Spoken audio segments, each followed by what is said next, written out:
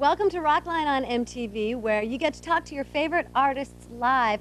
Call us up. Our toll-free number is 1-800-344-ROCK, and that's 344-7625. If your call gets on the air, you will receive a box of 10 CD audio tapes from Sony Recording Media designed to match the length and quality of your CDs. Now, my guests today for this special one-hour edition of Rockline are, live from our Rockline studio in Madrid, Spain, Michael Rutherford, Tony Banks, and Phil Collins, collectively known as Genesis. Is anybody listening? Oh, I am on. Here's the lonely man there on the corner. What is waiting for? I don't know. Tell me, do you think I'm to blame? Me too, you're never there. When you show it, you stop and stare. I don't care, he's in anywhere. This is the time, this is the place, so we're for the future. But there's not much love to go around. Tell me why this is a land of confusion. But just as I thought it was going alright, I found out I'm wrong and I thought it was right. It's always the same, it's just a shame, that's all. You know, son of mine. You know, son of mine. You walked out, you left us behind.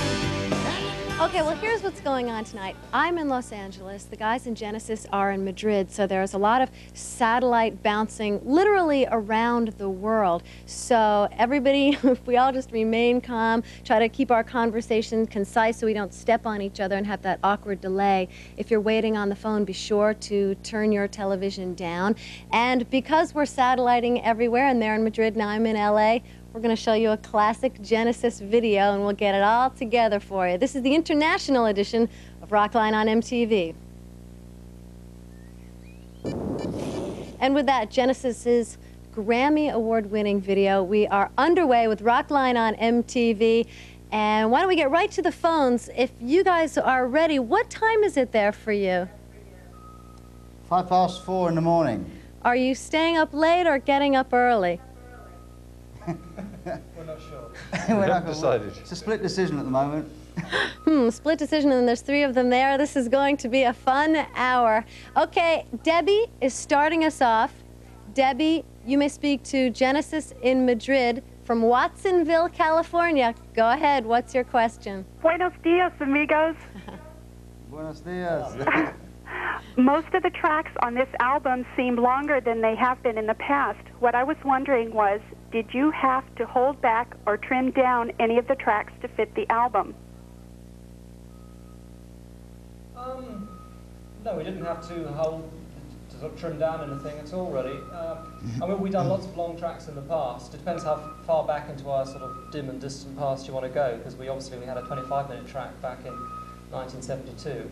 But I think the thing was, we felt on this record, because we were sort of principally doing a CD, which is sort of, we got 70 minutes of music on this album as opposed to, say, the 50 on Invisible Touch. And we felt we didn't have to restrict ourselves in the same way as perhaps we had to on Invisible Touch, so we can, you know, let the songs stretch out a little. So you've got a couple of tracks over 10 minutes on this one. You mentioned that it's a CD. Do you still tend to think in terms of side one and side two? No, that's one of the first big changes, really, because, you know, when you have a cassette, you can actually change, you know, you have a sort of beginning of side one, end of side one, and then you have a beginning of side two and an end of side two. But with a CD, you've got to think of the whole thing in its entirety, and so, of course, you know, some people won't listen to the whole thing all in one go, so it's kind of a different mentality, but we'll get used to it. Well, Debbie, thank you very much for your call, and we go now to Matthew, who's calling from Palm Bay, Florida. Hi, Matthew. Welcome to the show, and what's your question? How you doing? How you doing, Tony, Bill, and Mike? My question is, driving the last bike. I was curious, what inspired you to write that song? We do it? Oh, I don't know. Well, I wrote the lyrics to it, but of course the music, as all the songs on the album, you know, is written by the three of us.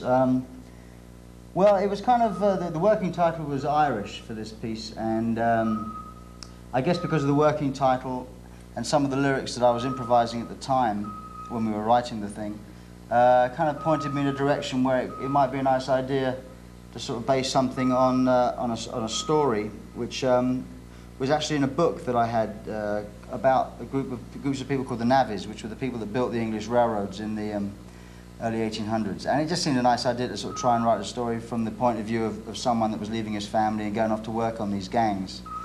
There was no safety precautions, and lots of people died.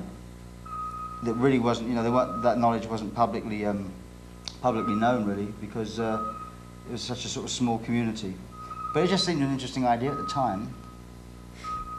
Well, there you go, Matthew. Thank you for asking that question. I was actually wondering that myself. So we're going to take a quick break, and we will be back. The toll-free number, and it's good that it's free because it's long distance to Madrid, is 1-800-344-ROCK, and that's 7625. Our guests tonight for a full hour are Genesis.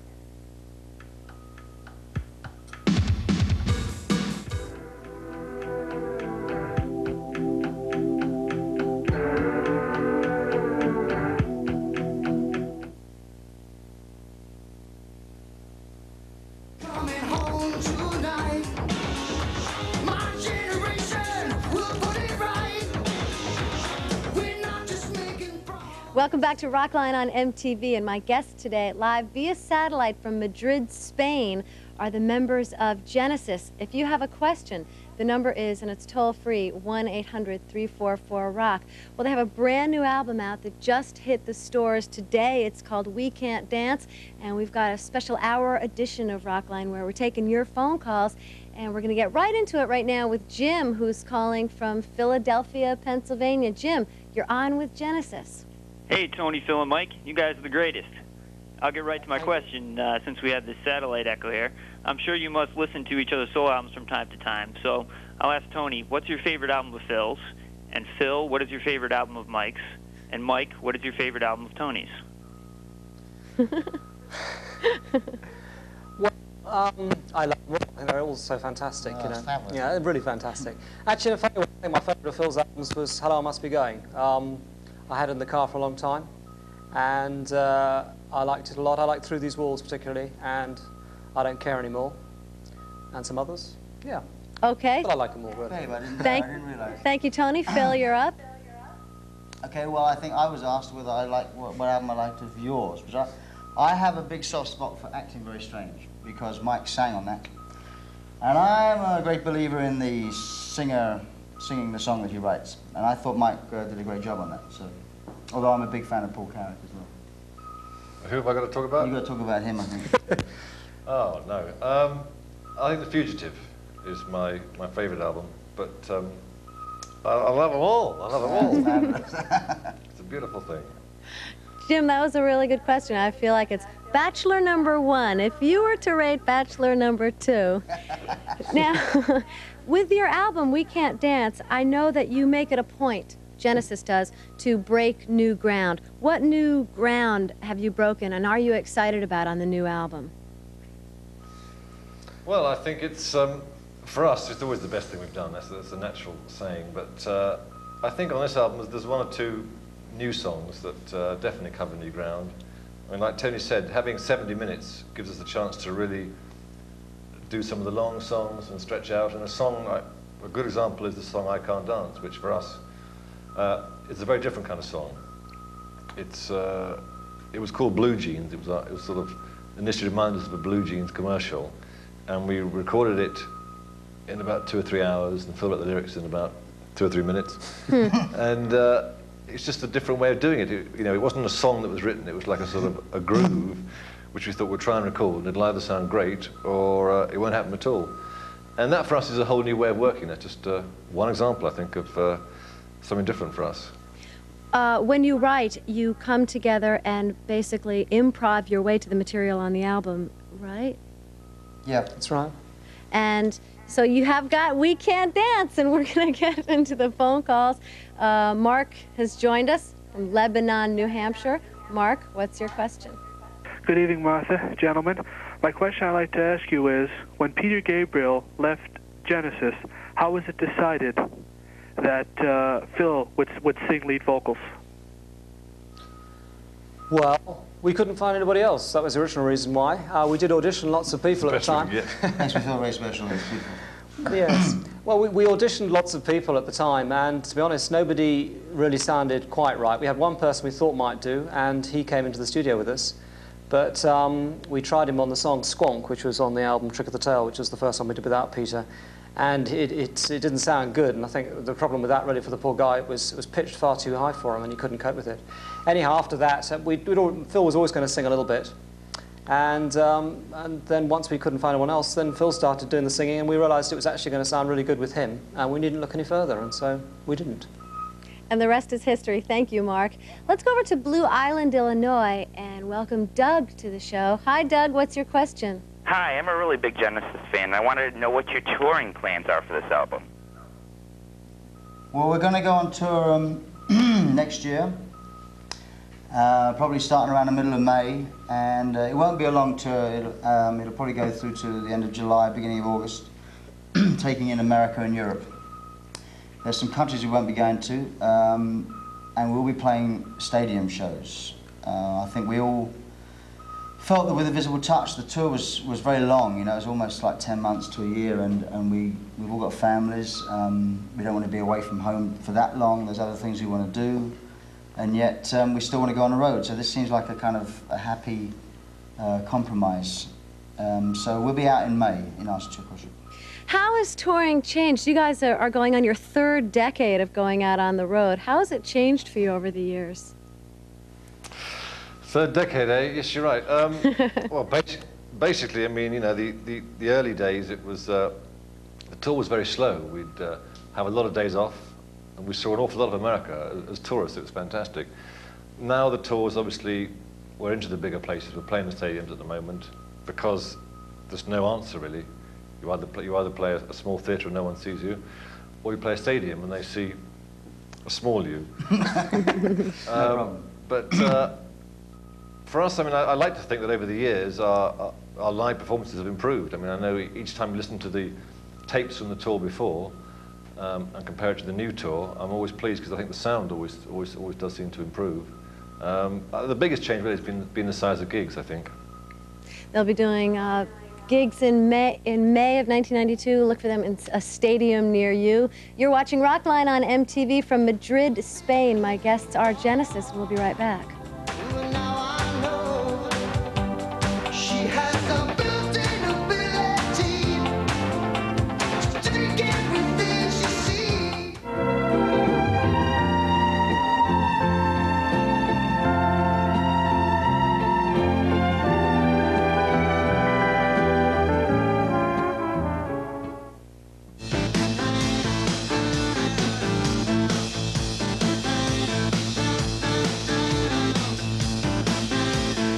Welcome back to Rockline on MTV. If you've got a question for Genesis, our toll-free number is 1-800-344-ROCK, and that's 344-7625. If your call gets on the air, you'll receive a box of 10 CD-IT audio tapes from Sony Recording Media designed to match the length and quality of your CDs. This is the brand new Genesis album. It is called We Can't Dance. There have been 3 Genesis live albums in the past, the last one being 3 sides and a half. What was that one called again? 3 Sides Live. 3 Sides Live. Are you due for another live album? Will you be recording this tour, possibly? Well, we might do. I mean, we haven't really planned that far ahead yet because it's quite a while before we go on the road. And I'm sure that at some point during the 3 or 4 months we'll record it video-wise or audio-wise. It's possible. It is possible. All right, we're going to get into the phone calls, and we're going to go to New York, Binghamton specifically, where we have Deanna on the line. Hi, Deanna. Say hello to Genesis. Hey, Genesis. I just want you guys to know that I think that you are the best band on the face of the earth, and you probably always will be. Okay, here's my question. I'd like to know what inspired you guys to write the song No Son of Mine, and who wrote the lyrics? Well, musically, we kind of, as I said before, you know, all the music you hear, especially on the last 3 albums, have really been born out of improvisation. You know, we go in the studio with nothing written, and we just start playing, and over a period of weeks, and in this instance 2 months, it took us to write all the songs. The lyrics are then divided, you know, we kind of take songs that we want to write lyrics for, and with No Son of Mine, I wrote the lyrics to that. The chorus came kind of spontaneously while we were writing the music, and so that gave me a direction to write the words, really. And the song is it's kind of obvious what it's about, but it's for those that don't know it, it's a teenager that leaves home because there's abuse in the family. I don't know whether it's sexual, emotional, or physical abuse, but his father is abusing him or his mother, and he just can't handle it anymore and leaves home. And eventually he comes home, comes back to see his family, and hoping that his father's changed, and his father hasn't changed at all. Doesn't even realise he's the problem, and that is the story of the song. But it's inspired, really. I mean, the chorus came out of the blue, and you just sort of followed the direction that took him. And in fact, that is also the video that we have, and we are going to take a look right now on Rockline on MTV at the brand new Genesis video, No Son of Mine.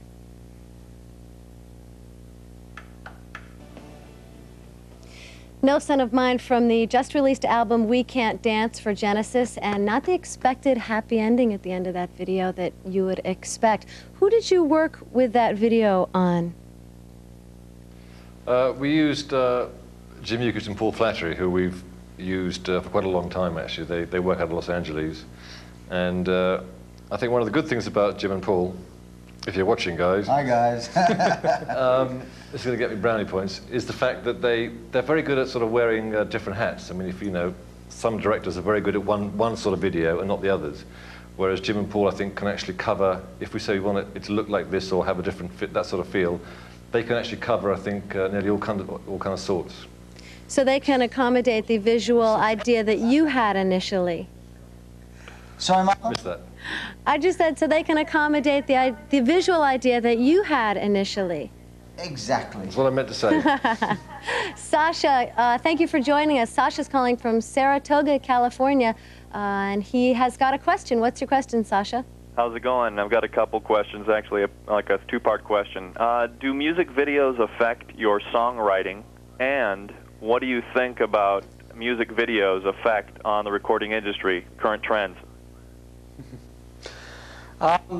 Well, music videos don't affect the way we write songs at all. I mean, we write songs, we've always been first and foremost as songwriters, and we don't really think about any other aspect of it at the time we're writing of it. We don't even think about the sort of, we don't think about performing it live or anything like that, and we certainly don't think about videos. I think what they've become, music videos, I mean, I think it's unfortunate they've become quite as important as they have been. I have to be careful here, don't I? I'm on MTV. No, I think that it's just for my own personal taste, put it like this. I like the fact that music is quite an abstract sort of art form, and you can make up your own mind about the things that you want to sort of visualize while you're hearing a song. And so for my own taste, I prefer that. But that's not to say that you can't do some very good videos as well. You know, some people do some great little videos. But I don't think one wants to get stuck with just that one image of the song from forever afterwards, once you've seen it. Sasha, you had a two-part question? Was kind of the second part. What he thinks about the trends, you know, and so on with the videos that are being released today. I think what happens is, or what can happen, is that you get some songs which wouldn't otherwise have been hits because the video's good, and I think that is kind of on a regular basis, that kind of sort of becomes a little bit self-defeating. I think there's one thing, you know, that when there's a good song and there's a good video, then that's great. When there's a good video with an average song, or you know, then I think that's when the medium starts to fall down. Okay, Sasha, you tapped into a keg o answers there. Thank you for the call. Let's move on to Miami, Florida, where Beth is waiting. Hey, Beth, how's it going? Hi. I've been a huge fan of Genesis for several years now, and my question is for Tony. I read in the Columns Connection, which is a Genesis newsletter, that you're recording an album called Still, and I wanted to know why it wasn't released in the U.S., and will it be released in the future here? He loves this kind of question, guys. He loves this kind of question. Well, in fact, this album is going to be released in America. We're going to release it, I think it's coming out in March. It's coming out on the Giant label in America. I think we thought for a change this time what we'd do, rather than always releasing my solo albums at a time when Genesis is not doing anything, and I have a tough time trying to remind everyone who I actually am. So this time we thought we'd try and release it during a period while Genesis is actually, hopefully, got something that's sort of happening at the same time. So people I can, you know, get onto the radio stations to talk about Genesis, and then I can slip a couple of my own tracks in, and maybe we'll get somewhere from that. So there's every intention of releasing the album, you know, but it's just being delayed a bit. For all of you, you've all been involved in solo projects. Is it hard going from the person who's basically in control to being part of a democracy? No, I don't think we find it hard at all. I mean, I think if we found Genesis sort of constricting and not the freedom we have, then I think we would find it hard. But and I mean, the other thing also is that in a sense you want to go through that. I mean, Genesis is really about the three of us sitting in a room, composing, recording, and writing together, and you actually want to work with the other two guys. So that makes the whole process easy. And I think it's helped by the fact that when you do solo stuff, you're able to actually be the leader, take charge, and finish the songs the way you want it to do. So the contrast with Genesis is good. Okay, and we have time for one last phone call before we take a break, and it comes to us from Fresno, California, and it's Jim. Hi, Jim. What's your question for Genesis? Hi. What is the music scene like in London? I don't know. We're in Madrid. Well, I don't know. You know, it's kind of weird. We don't listen to a lot of music. You know, when you're involved in it as much as we have been anyway in the last sort of 6 months. You know, we've been involved in what we've been doing. We've been making this album. We've been writing it. We've been mixing it. We've been, you know, doing everything that getting the cover for it, doing the video. So you end up when you go home at night, being with the family and just sort of watching a bit of TV. You know, like, or if you listen to the radio, you put on a bit of talk radio. I mean, I've got a stack of things that I want to listen to, but I just haven't had the time to listen to them yet. So I don't know. It's I'm not the person to ask. Well, thank you for the call. We're going to take a break, and the toll-free number is 1-800-344-ROCK, and that's 7625. Our guests today are from Madrid, Genesis.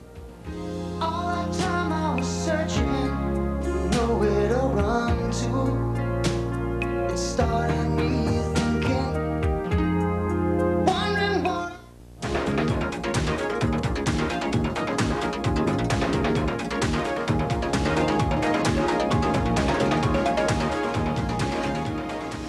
Welcome back to Rockline on MTV. My guests tonight, live via satellite from Madrid, Spain, are the members of Genesis. If you've got a question, we're here for a whole hour, so there's still more time. The number, and it's toll-free, is 1-800-344-ROCK.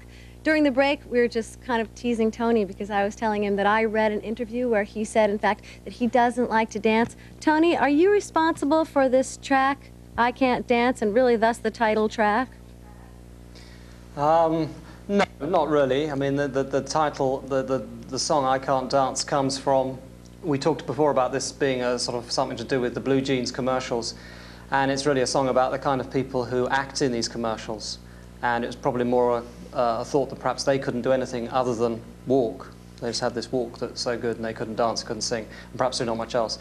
But we took the title, the We Can't Dance, as the title of the album a bit because I think because the charts are very full of dance music, as I'm sure people have observed, and kind of we don't really do that. Not that you can't dance to someone's music, you can, but it isn't that sort of really as dance music, and so what we do is something slightly different. And so if you want to hear something slightly different, here's this album, We Can't Dance, you know. Do you think music, Tony, has gotten more percussive than it has, popular music? So it's got more percussive? Yes.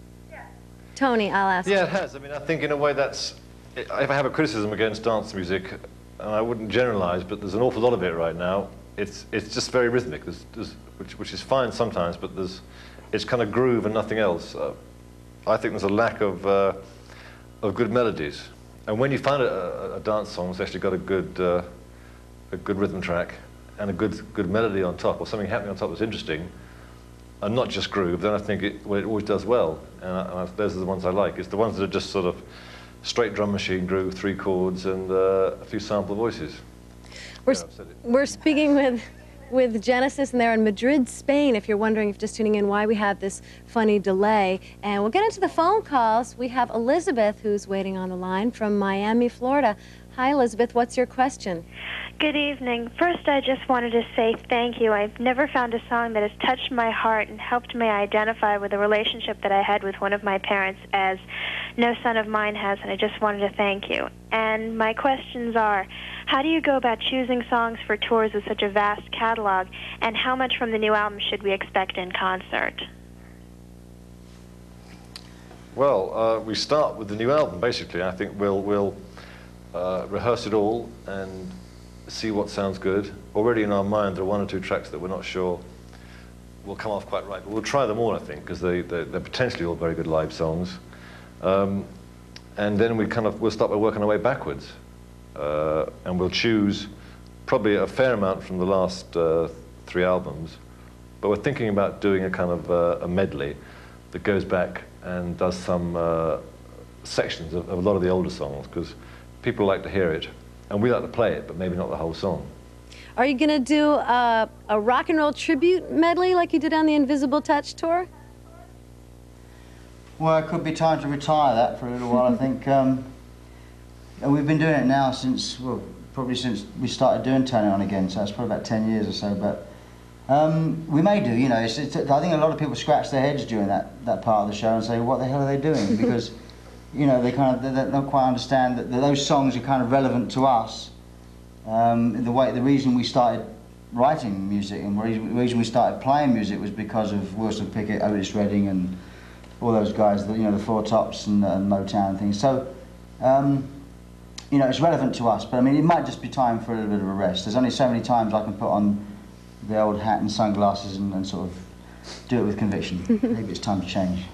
Well, we will see that tour in May, stadium tours here in the U.S. And we've got another phone caller on the line, Henry, who's calling from El Paso, Texas. Henry, what's your question?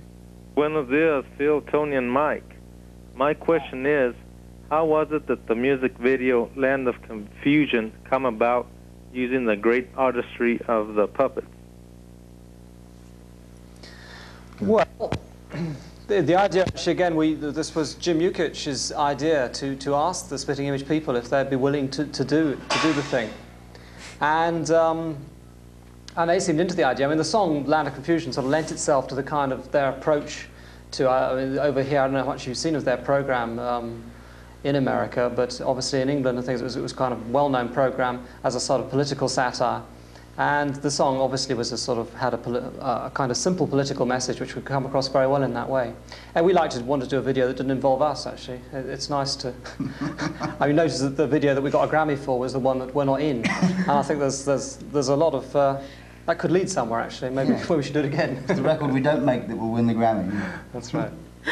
Okay, you're watching Genesis. It's Rockline on MTV. They're in Madrid. I'm in LA. You're on the phone, hopefully somewhere, and we'll be right back.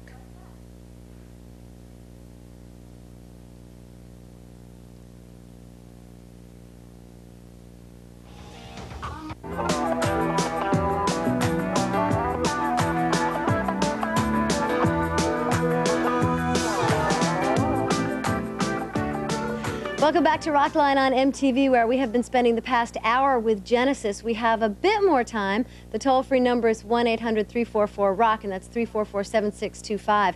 I should mention, if your call gets on the air, you'll receive a box of 10 CD-IT audio tapes from Sony Recording Media designed to match the length and quality of your CDs. You guys have been together unbelievably over 20 years. Tony and Mike, you've known each other since you were teenagers. We know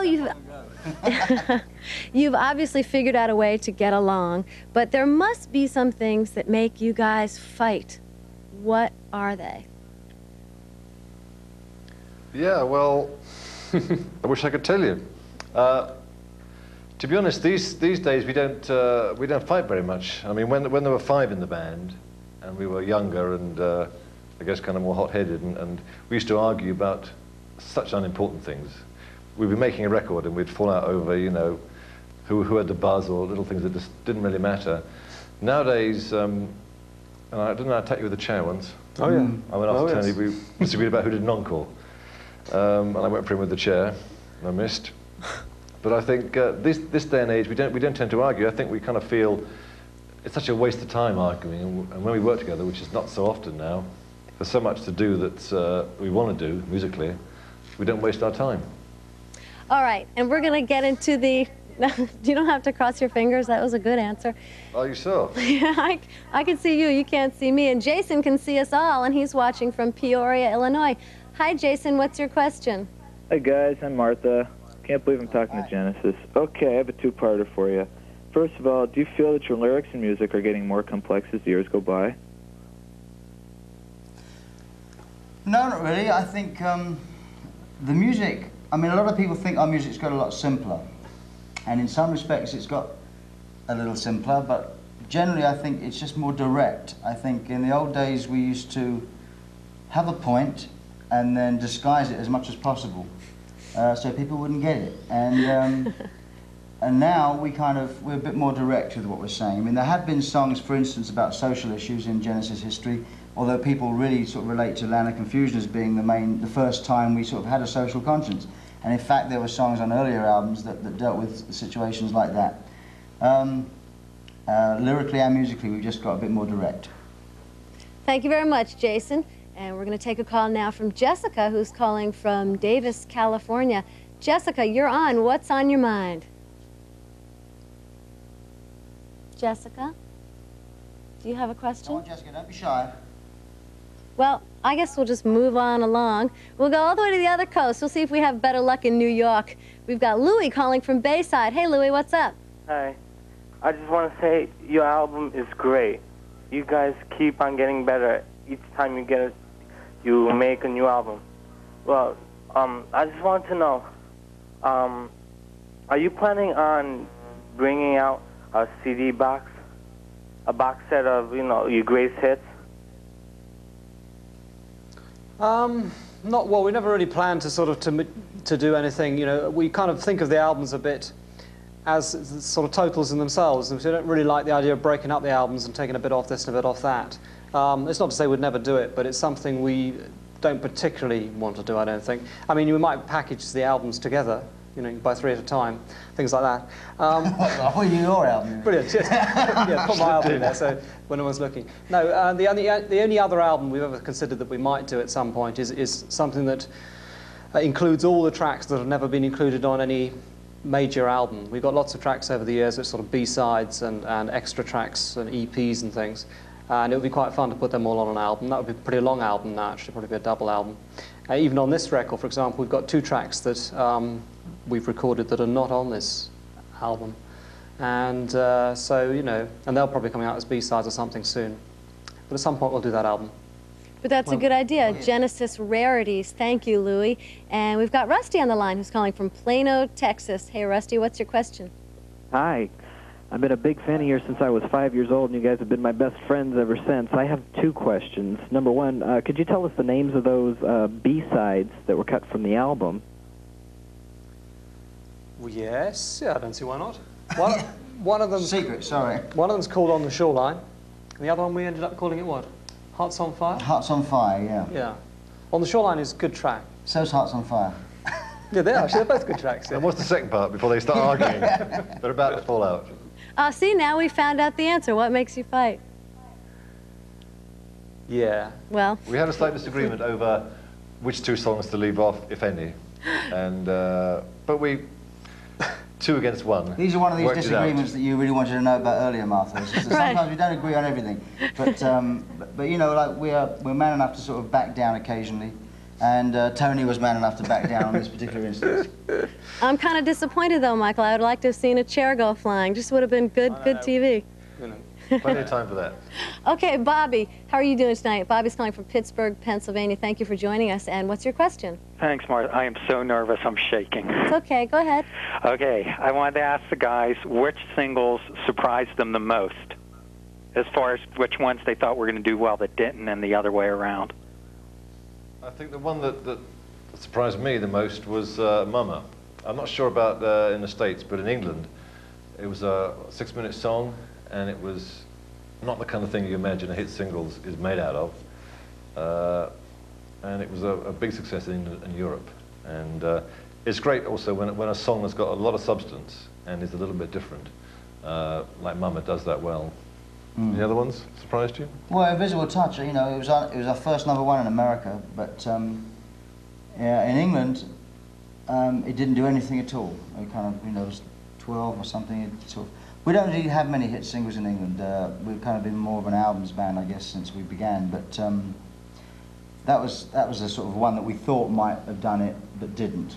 But it did in America. So I think one song that I was always sad wasn't a hit single was the song Duchess, because it's one of my favourite of our songs, and released as a single sometime, must have been off the Duke album, so sometime after Misunderstanding, and it didn't really take off anywhere. It was a much liked song, I think, of ours, but it just didn't seem to work as a single, which is a pity because I think it's one of the strongest songs we've ever done. And with that, we thank you all for calling, and thank you guys for staying up now. It's 5 o'clock in the morning for you. Don't tell us. it is, that's true. And where are you off to now? Sorry. What? Yes, we're all off to Tony's bed. The band that sleeps together, plays together. That is it for this edition of Rockline on MTV. Again, thank you to Genesis. Next week, Richard Marks, and we'll see you then.